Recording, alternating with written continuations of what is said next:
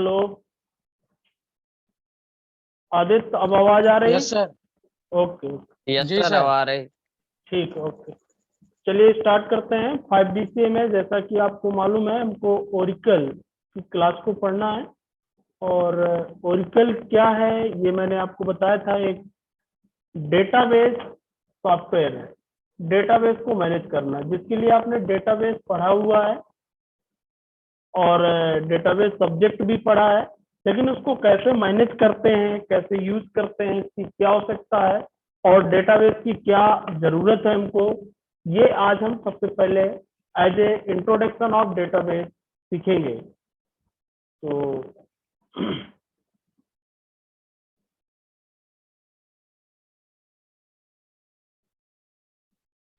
देखिए, ओरेकल के अंदर यदि बात की जाए तो सबसे पहले यदि मैं बात करूं तो डेटाबेस की हमको आवश्यकता क्या है।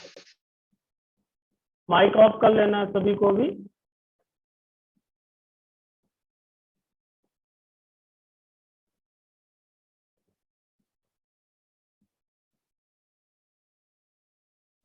तो अब देखिए, डेटाबेस की हमको क्या आवश्यकता है यदि हम बात करें तो इसके लिए मैं आपको बताना चाहूंगा कि आज की डेट में सबसे इम्पोर्टेंस जो बढ़ रहा है वो डेटाबेस की बढ़ रहा है। क्यों? क्योंकि हमको जो डिसीजन लेने होते हैं, आज जो हमारी नीड है, वो सारा सब कुछ किस पे, डेटा के कलेक्शन के बेस पर है। आप आज देख रहे हैं कि गूगल पे आप कोई भी डेटा सर्च कर लेते हैं, ऐसा क्यों होता है बता सकते हैं? क्योंकि उसके अंदर डेटाबेस का कलेक्शन है। हमने क्वेश्चन किया कि गूगल पे आप देखते हैं, यदि कुछ भी मैटर हो तो आप सर्च कर लेते हैं, ऐसा क्यों होता है? उसका रीजन यही है कि नंबर ऑफ जो कलेक्शन है डेटा का, वो सबसे ज्यादा किसके पास है? गूगल के पास है। और उसने इसके लिए एक कहीं ना कहीं मेहनत की होगी, पहले से डेटा को कलेक्ट किया होगा, तब तो आज आपको आंसर दे पा रहा है। और यदि उसके पास कलेक्शन ना होता तो क्या आपको आंसर मिल जाता? नहीं मिलता। तो ऐसे आज की डेट में जितने भी इंपॉर्टेंट डेटा का बढ़ रहा है, उतना ज्यादा डेटाबेस मैनेजमेंट करने की भी जरूरत है। मैनेजमेंट मीन्स उसको मैनेज करना, यानी कि उसको क्रिएट करना, मॉडिफाई करना, डिलीट करना, अपनी आवश्यकता अनुसार उसको क्या करना है? एक्सेस करना। ऐसे ही कोई भी बड़े डेटाबेस के नाम बता सकते हैं कोई भी स्टूडेंट? प्रिंस? हाँ, कोई भी बड़े विकिपीडिया सर। हैं? Big data? Wikipedia. Wikipedia, okay okay, ऐसे ही। और सबसे इम्पोर्टेंट बात आप देख सकते हैं कि उसपे जो डेटा का इम्पोर्टेंस होता है वो कितना, जैसे यदि बैंक की बात की जाए, आज जो बैंक की फैसिलिटी आपको मिल रही है कि आपके अकाउंट कहीं भी हो, पैसा आप कहीं से भी निकाल सकते हैं, ऐसा क्यों हो रहा है? सिर्फ डेटाबेस के कलेक्शन के कारण ही हो रहा है, क्योंकि वो डेटा आपका ग्लोबल है, इसलिए आप उसको कहीं भी एक्सेस कर सकते हैं। तो बैंक के पास भी एक बड़ा डेटाबेस है, रेलवे के पास भी एक बड़ा डेटाबेस है, आप कहीं से ट्रेन को बुक कर सकते हैं, इसलिए इसका इंपॉर्टेंस क्या है? बढ़ता जा रहा है। तो अब देखिए, आज मैं थोड़ा सा पहले आपको इंट्रोडक्शन बता देता हूं।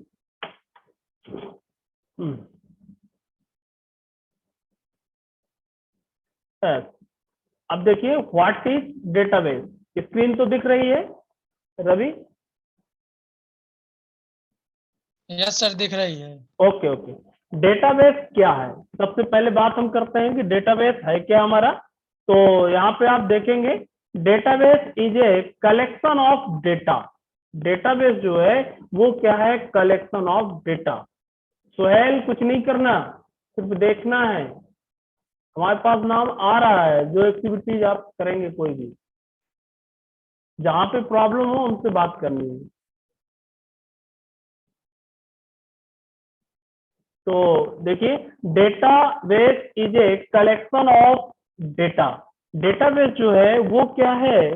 Collection of data. डेटा का क्या है? एक कलेक्शन है, stored in a format that can easily be access, जिसको एक ऐसे फॉर्मेट में हम स्टोर करते हैं जिससे आसानी के साथ उसको एक्सेस किया जा सके।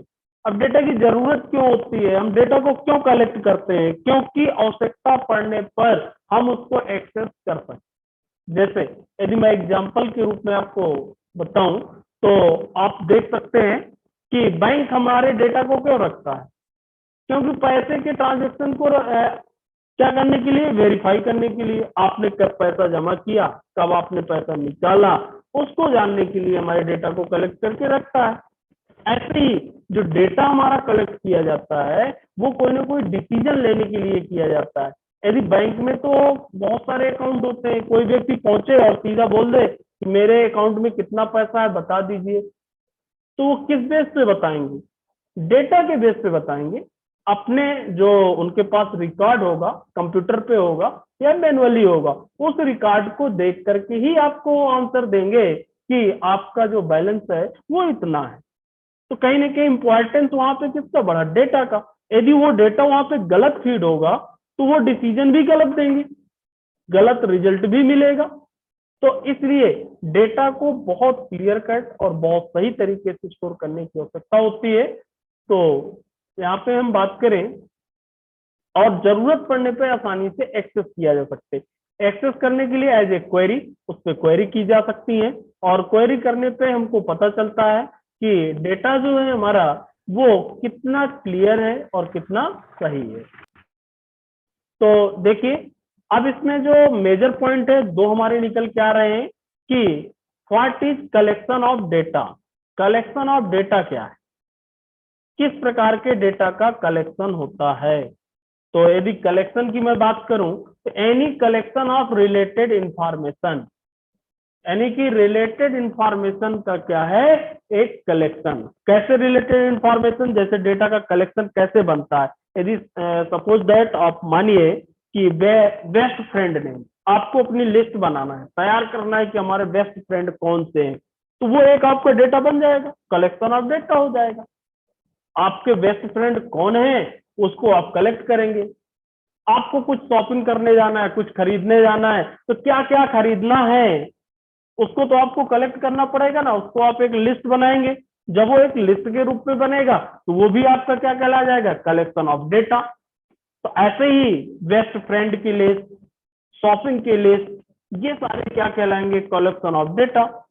कॉन्टेक्ट नंबर, आपके मोबाइल पे कॉन्टेक्ट नंबर रहते हैं, कौन कौन से कॉन्टेक्ट नंबर हैं वो भी आपकी एक लिस्ट है, एक आपका डेटाबेस है। यदि आपके मोबाइल से, इतने में आप समझ सकते हैं, यदि आपके मोबाइल से गलती से वो कॉन्टेक्ट लिस्ट डिलीट हो जाती है, फॉर्मेट हो जाता है, तो आपको कहीं ना कहीं टेंशन हो जाती है कि मेरे पास जो मोबाइल का कलेक्शन था वो पूरा चला गया, अब वो मुझे कैसे मिलेंगे। और कहीं ना कहीं फिर से आपको वही प्रॉब्लम फेस करनी पड़ेगी, और उनको कलेक्ट करने में कहीं ना कहीं आपका समय भी ज्यादा लगेगा। तो इसलिए इतना ज्यादा इंपॉर्टेंस होता है डेटा का। ऐसे ही फेसबुक से रिलेटेड है, व्हाट्सएप का डेटा है। आजकल आप देख रहे हैं कितना फेसबुक में आप जितनी भी इमेजेस डालते हैं, वीडियो डालते हैं, उन सब का कलेक्शन डेटाबेस उसको कलेक्ट करके रखना पड़ता है। आप व्हाट्सएप पे जो चैटिंग करते हैं उसको भी कहीं ना कहीं मेंटेन करना पड़ता है। आज आप देख रहे हैं कि गूगल कितना आगे आपको डेटाबेस के बेस पे बढ़ा रहा है। आप अर्थ मैप की जानकारी ले सकते हैं, अर्थ का जो डेटा है वो भी उसको कलेक्ट करके रखता है। तो कहीं ना कहीं जो डेटा है हमारा, कलेक्शन ऑफ रिलेटेड इंफॉर्मेशन, एक जैसी इंफॉर्मेशन जो होती है उससे रिलेटेड जो उसका कलेक्शन होता है वो कहलाता है आपका क्या, डेटा। ठीक। अब देखिए, दूसरा जो इसमें पॉइंट है कि हमने कहा डेटाबेस क्या है, कलेक्शन ऑफ डेटा। तो अब किस प्रकार का कलेक्शन है ये तो मैंने बता दिया। इस प्रकार का कोई भी कलेक्शन हो सकता है, best friend, shopping list, contact, Facebook, ऐसे कोई भी, किसी कॉलेज के डेटा का कलेक्शन, किसी हॉस्पिटल का, किसी गवर्नमेंट ऑर्गेनाइजेशन का, वो एक कलेक्शन होता है। आप देखते हैं कॉलेज में भी डेटा को कलेक्ट करके रखा जाता है, कितनी फीस आपने जमा किया, आपने कब एग्जाम दिया, ठीक है, और कब आपने एग्जाम फॉर्म भरा, आप के पास हुए कि फेल हुए, आपकी अटेंडेंस क्या है, आपके मार्क्स क्या हैं, ये सारा कलेक्शन हम कहीं ना कहीं कॉलेज में भी होता है, स्कूल में भी होता है, ऐसे हॉस्पिटल में भी रखा जाता है। तो ये सारा जो कलेक्शन होता है रिलेटेड इंफॉर्मेशन का वो कहलाता है डेटा। अब दूसरा जो इसमें पॉइंट निकल के आ रहा है स्टूडेंट, वो होता है कि where and how to store. इसको हम कहाँ और कैसे स्टोर करें डेटा को, ये भी एक पॉइंट है। क्योंकि हमारे पास कलेक्शन तो हो गया, आपने बेस्ट फ्रेंड मान लीजिए आपके बेस्ट फ्रेंड 50 हैं, तो आपने उनको सेलेक्ट तो कर लिया। अब इसको आप स्टोर कहे में करते हैं, किस प्रकार से स्टोर करते हैं, कहां पर स्टोर करते हैं, ये भी तो एक पॉइंट है। तो data can be stored in any format, किसी भी फॉर्मेट में हम स्टोर कर सकते हैं। हम उसको किसी भी फॉर्मेट में स्टोर कर सकते हैं। और स्टोर करने के लिए देखिए क्या करना है आपको, जो स्टोर करने के स्टेप हैं वो देखिए क्या होंगे। इन मेमोरी, हम उसको किस में स्टोर कर सकते हैं, मेमोरी। मेमोरी मीन्स अपने माइंड में, दिमाग पे। लेकिन देखिए उससे बेनिफिट क्या होगा, नुकसान क्या होगा। यदि हम मेमोरी में उसको, मान लीजिए हमारे पास 30 फ्रेंड्स है, हमारे बेस्ट फ्रेंड है, और उनको हम दिमाग में रखते हैं, तो कभी ना कभी हमको मिस भी हो सकते हैं।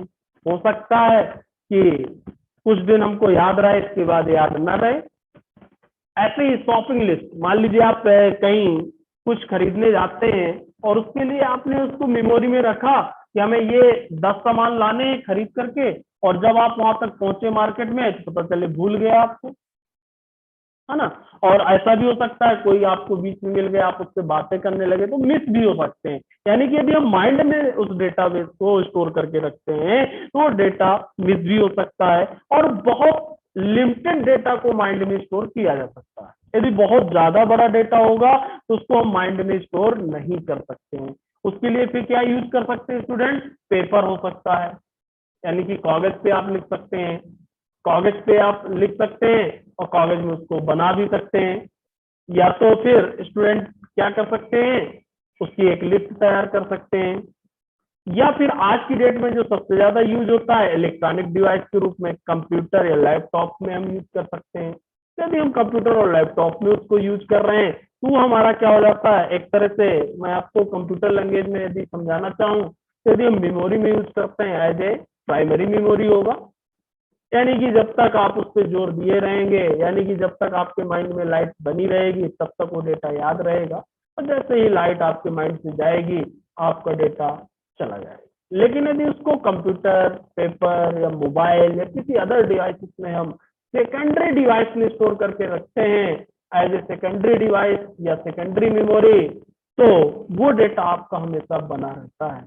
तो इसलिए अब यदि आपने डेटा स्टोर कर लिया तो उसको कहीं ना कहीं हमको आवश्यकता भी पड़ेगी, तो उसको हम कैसे एक्सेस करेंगे ये भी हम सीखेंगे। तो हम डेटा को जो स्टोर कर सकते हैं, रख सकते हैं, ये माइंड रख सकते हैं, पेपर में रख सकते हैं, कंप्यूटर पे रख सकते हैं, मोबाइल पे रख सकते हैं, या अदर कोई डिवाइसेस भी हम यूज कर सकते हैं। नेक्स्ट, अब बात करते हैं, अभी तक तो हमने जो स्टूडेंट सीखा वो क्या था, डेटाबेस। हमने जो अभी सीखा वो क्या सीखा, डेटाबेस क्या होता है, डेटाबेस और इसका क्या यूज है। अब हम बात करते हैं डीबीएमएस। डीबीएमएस क्या है, उसका full form database management system. यानी कि उस डेटाबेस को कैसे हम मैनेज करते हैं वो आपका कहलाएगा डीबीएमएस, डेटाबेस मैनेजमेंट सिस्टम। अब उसको मैनेज करने का तरीका तरीका कई हो सकता है ना, आपके माइंड में हो गया जैसा कि बताया, आपने पेन और कागज में लिख लिया, या फिर आपने क्या किया कंप्यूटर पे टाइप कर लिया, या फिर आपने मोबाइल पे लिख लिया, या फिर उसकी लिखकर फोटो खींच लिया। मेथड कई हो सकते हैं, तो उसके लिखने का तरीका कई हो सकते हैं, तो वो आपका कहलाता है क्या, डीबीएमएस। जैसे any database DBMS is not the actual database. सभी जो आपके डीबीएमएस हैं वो एक्चुअल में डेटाबेस नहीं है, क्योंकि वो तो एक मेथड है, उसको स्टोर करने का क्या है, मेथड है। But in order to create manage the database, लेकिन वो एक क्या है, एक ऑर्डर है उसको क्रिएट करने का और मैनेज करने का। मैनेज करने का तरीका अलग अलग हो सकता है। We need a software application, जिसके लिए हमको किसकी आवश्यकता होती है, सॉफ्टवेयर एप्लीकेशन की, जिसमें हम डेटाबेस को मैनेज कर सकें। That is database manage system. और वो जो सॉफ्टवेयर होगा वो क्या कहलाएगा, आपका डेटाबेस मैनेजमेंट सिस्टम। बात समझ आई स्टूडेंट? डेटा जो है वो इंटर रिलेटेड डेटा का कलेक्शन है यदि कहा जाए, और उसको मैनेज करने के लिए जिस सॉफ्टवेयर या एप्लीकेशन का यूज किया जाता है वो आपका क्या कहलाएगा? डीबीएमएस, जिसके माध्यम से हम उसको क्या करते हैं? मैनेज करते हैं। तो मैनेज करने के हमारे लिए यदि कंप्यूटर की हम यदि जर्नली बात करें तो हमारे पास कॉपी पेन भी है, रजिस्टर भी है, हम उससे भी मैनेज कर सकते हैं। लेकिन यदि मैं कंप्यूटर की बात करूं तो कंप्यूटर में बहुत सारे हमारे पास सॉफ्टवेयर भी अवेलेबल हैं, जैसे आपने देखा भी। आप डेटाबेस किस में मैनेज कर सकते हो? कंप्यूटर के किसी भी एक सॉफ्टवेयर का नाम बताएं, एनी स्टूडेंट, किसी भी एक सॉफ्टवेयर का नाम जिसमें डेटाबेस को मैनेज किया जा सकता हो। MS access. हाँ, एमएस एक्सेस। एमएस एक्सेस एक डेटाबेस सॉफ्टवेयर है और उसमें हम आसानी के साथ उसको मैनेज कर सकते हैं। एक्सेल भी कर सकते हो। एक्सेल हालांकि कैलकुलेशन के लिए माइक्रोसॉफ्ट ने प्रोवाइड किया है, लेकिन कहीं ना कहीं छोटे मोटे डेटाबेस को हम उसमें भी मैनेज कर सकते हैं। लेकिन और यदि हमको एक, अब मान के चलिए बैंक, बैंक तो बड़ा डेटाबेस है, रेलवे बड़ा डेटाबेस है, उनको हम एक्सेस और इनमें थोड़ी मैनेज कर सकते हैं। उनके लिए एक कहीं ना कहीं प्रॉपर अच्छे डेटाबेस सिस्टम की आवश्यकता होती है। तो वो डेटाबेस सिस्टम हम पढ़ने जा रहे हैं ओरिकल, यानी कि जो हमारा डेटाबेस सिस्टम है वो एक्चुअल में क्या है कि ओरिकल जो है वो डीबीएमएस है, डेटाबेस को मैनेज करने का एक सिस्टम है। जैसे आपने एक्सेस बोला, एक्सेस सीखा, एक्सेस आपने चलाया भी होगा, लेकिन एक्सेस में वो फैसिलिटी नहीं है, वो सुविधाएं नहीं है जो एक आपको ओरिकल में मिली। वो सुविधाएं कैसे? जैसे मैं एक सिंपल सा एग्जांपल देना चाहता हूं, हमको बेनिफिट क्या मिलेगा डेटाबेस को मैनेज करने से? हमको क्या बेनिफिट मिलेगा? सबसे बड़ा बेनिफिट मिलता है हमको उसको क्या करना? एक्सेस करना। कैसे एक्सेस करने में? कैसे? क्वेरी। आप, मैं आपको बता दूं, चाहे आप सॉफ्टवेयर की फील्ड में जाएं, चाहे कंपनी में जाएं, कहीं ना कहीं डेटाबेस को आपको मैनेज करना ही पड़ेगा स्टूडेंट। और आपको क्या बेनिफिट उसमें मिलेगा कि यदि आपने जो क्वेश्चन किया उसका आंसर आपको तत्काल उसमें मिलेगा। जैसे आपके पास मान लीजिए आप जॉब कर रहे हैं, मैनेजर आया, उसने कहा मुझे ऐसे स्टूडेंट की लिस्ट डिस्प्ले करो जो एमपी के रहने वाले हो। तो अब आप यदि एक्सेल में बनाएंगे तो एक एक फाइंड आउट करते रहेंगे, ढूंढते रहेंगे, ऐसा कुछ नहीं। यदि आप ओरिकल में ये चीज कर रहे हैं तो एक सिंपल सी क्वेरी हम एक लाइन लिखेंगे, इंटर करेंगे, वो लिस्ट हमारे सामने आ जाए। ये बेनिफिट आपको मिलने वाला। ऐसे ही वो डबल क्वेश्चन कर सकता है कि ऐसे एम्प्लॉय की लिस्ट दिखाओ जिसकी सैलरी 10,000 से 20,000 हो और रहने वाला एमपी का हो। तो अब यदि आपने ऐसे, वो आपको 10 क्वेश्चन दे दिया और यदि आपके पास डीबीएमएस नहीं है, यानी कि डेटाबेस मैनेजमेंट सिस्टम नहीं है सही, तो आपको पता चले 10 दिन लग जाए ये क्वेरी सॉल्व करने में। लेकिन यदि हमारे पास डीबीएमएस अवेलेबल है तो हम उसको बहुत आसानी से सॉल्व कर सकते हैं। ये ऐसे बेनिफिट हमको मिलेंगे। तो आगे एडवांटेज देखिए, मैंने बताया है इसमें, मेक इट इजी, आसानी के साथ हम उसको हैंडल कर सकते हैं। अमाउंट ऑफ डेटा, चाहे जितना ज्यादा डेटा होगा, इंपोर्ट एक्सपोर्ट कर सकते हैं डेटा को आसानी के साथ। हम इंपोर्ट एक्सपोर्ट का मतलब है आसानी के साथ उसमें जोड़ सकते हैं, अपेंड कर सकते हैं, उसको बढ़ा सकते हैं और कहीं दूसरी जगह भी एक्सपोर्ट किया जा सकता है, भेजा जा सकता है। तो ये डेटा डीबीएमएस का इंपॉर्टेंस है। अब यहाँ पे there are two type of use DBMS. Actual में जो डीबीएमएस यूज होता है वो दो तरीके का होता है। सबसे पहले मैं आपको ये बताने वाला हूँ कि वो दो तरीके कौन से। एक एसक्यूएल होता है और एक नो एसक्यूएल होता है। SQL structured query language. तो एक्चुअल में जो ओरिकल हमको सीखना है स्टूडेंट, वो हमारा एसक्यूएल है, स्ट्रक्चर्ड क्वेरी लैंग्वेज है। ओरिकल जो हमारा है वो क्या है? स्ट्रक्चर्ड क्वेरी लैंग्वेज है। और no SQL, not only SQL, जो एसक्यूएल ना हो, जिसमें स्ट्रक्चर्ड क्वेरी लैंग्वेज ना हो। यानी कि यदि मैं बात करूं आरडीबीएमएस, आपने डीबीएमएस पढ़ा है, आरडीबीएमएस जो आता है वो एसक्यूएल के अंतर्गत आता है। तो इन दोनों के डिफरेंस भी मैं बताऊंगा आपको स्टूडेंट कि एसक्यूएल क्या है, नो एसक्यूएल क्या है, एसक्यूएल के अंतर्गत कौन से सॉफ्टवेयर आते हैं, नो एसक्यूएल में कौन से आते हैं, ये भी सीखेंगे। और इसके बाद फिर हम ओरिकल स्टार्ट करेंगे। ओरिकल को चलाने के लिए आपको ओरिकल सॉफ्टवेयर की आवश्यकता होगी स्टूडेंट। तो ओरिकल सॉफ्टवेयर आप लोग डाउनलोड कर लीजिएगा और डाउनलोड करने के बाद आपको उसका इंस्टॉलेशन करना होगा और इंस्टॉलेशन करने के बाद आपको अपने सिस्टम पे ओरिकल पे वर्क करना होगा। तो उसके लिए मैं आपको बताऊंगा कि आपको कैसे डाउनलोड करना है या कैसे इंस्टॉलेशन करना है। आज मैंने आपको डेटाबेस से रिलेटेड इंट्रोडक्शन बताया, साथ में डीबीएमएस क्या होता है और ओरिकल क्या है, हम उसको क्यों यूज करने जा रहे हैं, ये इस कॉन्सेप्ट को भी हमने आपको समझाया। ओके, तो आज की क्लास में यहीं पर क्लोज कर रहा हूं स्टूडेंट। और पर डे आपकी जूम पे ही क्लास होगी और ठीक इसी टाइम पे आप लोग टाइम से सभी लोग कनेक्ट हो जाया करें और सभी लोग अपने नाम से ही कनेक्ट हो, ये भी मैं आपको बता दूं स्टूडेंट, क्योंकि यदि आप नाम से कनेक्ट नहीं होते हैं तो आपकी अटेंडेंस भी नहीं लगेगी और दूसरी बात आपको एंट्री भी नहीं मिलेगी। सभी लोग अपने नाम से कनेक्ट हो टाइम से। आज की क्लास यहीं पर क्लोज करते हैं। Okay, thank you. ओके